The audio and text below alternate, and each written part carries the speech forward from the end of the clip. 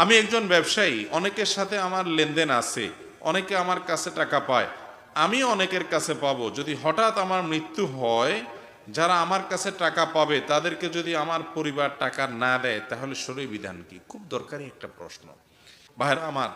এখন কথা হলো, আপনি ব্যবসা করতে গিয়ে দেনা করেছেন, আপনার ঘোরানোর উদ্দেশ্য নাই, কিন্তু আপনি পারেন নাই দিতে, যে কোনোভাবে বিপদে পড়ে গেছেন।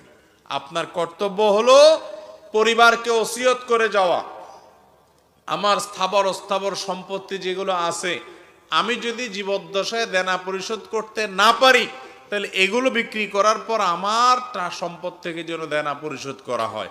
এমনকি আপনি ওসিয়ত না করলেও ওয়ারিসদের উপরে ফরজ কর্তব্য হলো তার বাপ, তার ভাই, তার মা, তার বড় ভাই বা তার যে কোনো নিকটাত্মীয় মারা গেছে, তার মৃত্যুর পর যদি পাওনাদার থাকে, এক নম্বরের কাজ হলো তার সম্পদগুলো সবগুলোর মূল্য বের করে বিক্রি করে সেগুলো থেকে আগে পাওনাদারকে বিদায় করতে হবে।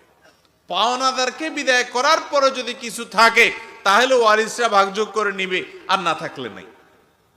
কথা কি বুঝতে পারছি? কিন্তু সেটা আমরা করি না।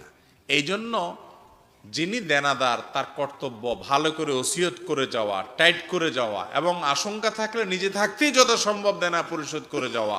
যারা মানুষের টাকা ঘুরাচ্ছেন এবং মনে করতেছেন যে আমি অনেক আমল টামল করে জান্নাতে চলে যাব, তারা ভালো করে শুনে রাখেন, মানুষের টাকা নিয়ে যারা পরিশোধ করে নাই, এই মানুষগুলো তাদের জান্নাতে যাওয়া ঝুলন্ত থাকে, তারা জান্নাতে যেতে পারে না, যত নেকামলই করুক। ওই মানুষের পাওনার যে মামলা, এই মামলা আল্লাহর আদালত থেকে আমাদের পরিশোধ করা ছাড়া। এবং একটু আগে আপনারা খালেদ হোসেন সাহেবের বক্তব্য থেকে শুনতেছিলেন, আমিও পথ থেকে শুনছিলাম, তিনি বলছিলেন যে এইরকম মানুষ যে মানুষের দেনা রেখে সে দুনিয়া থেকে চলে গেছে, নবী করিম সাল্লাল্লাহু আলাইহি সাল্লাম নিজে তার জানাজা পড়তেন না, অন্য সাহাবীদেরকে বলতেন তোমরা পড়ো। সে মুসলমান, ঠিক আছে, জানাজা পড়া হবে, ঠিক আছে, কিন্তু নবীজি পড়তেন না, সমাজের গণ্যমান্যরা পড়বে না, ইমাম সাহেব পড়বে না, মুয়াজ্জিন সাহেব পড়াই দিবে তার জানাজা, যাতে করে মানুষের টাকা নিয়ে টালবাহানা করতে মানুষ চিন্তা করে।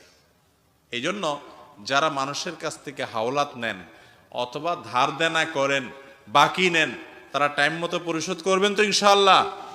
যদি আপনার চেষ্টার পরে আপনি দিতে না পারেন, আপনার ইচ্ছার কোনো ত্রুটি নাই, বিপদে পড়ে গেছেন, নিরুপায় হয়ে গেছেন, আল্লাহর কাছে আশ্রয় প্রার্থনা করবেন।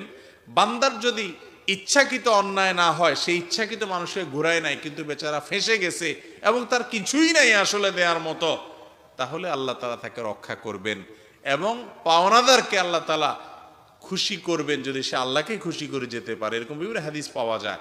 একটা জিনিস শুনে রাখেন, অনেক দেনাদার আছে যারা বলে যে ভাই আমার তো আসলে দেনা পরিশোধের কিচ্ছু নাই। ওনার বিঘাকে বিঘা জমি আছে, কানেকে কানে জমি আছে, কয়েকটা ফ্ল্যাট আছে, বাড়ি আছে, কিন্তু উনি মনে করে যে ব্যবসায়িক দেনা আবার ব্যবসা করে পরিশোধ করব, তো ব্যবসা নাই, পরিশোধও করে না। না, এটা জায়েজ নাই।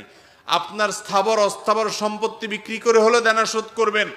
আপনার দেনা সবকিছুর আগে সন্তানের জন্য কি রেখে যাচ্ছেন, তার চেয়ে বড় প্রশ্ন হলো আপনি পাওনাদারকে পাওনা পরিশোধ করেছেন কিনা। এই জন্য স্থাবর অস্থাবর সম্পত্তি বিক্রি করে হলেও কি করতে হবে? দেওয়ানা পরিশোধ করতে হবে। আর যদি না করেন, গুনাহগার।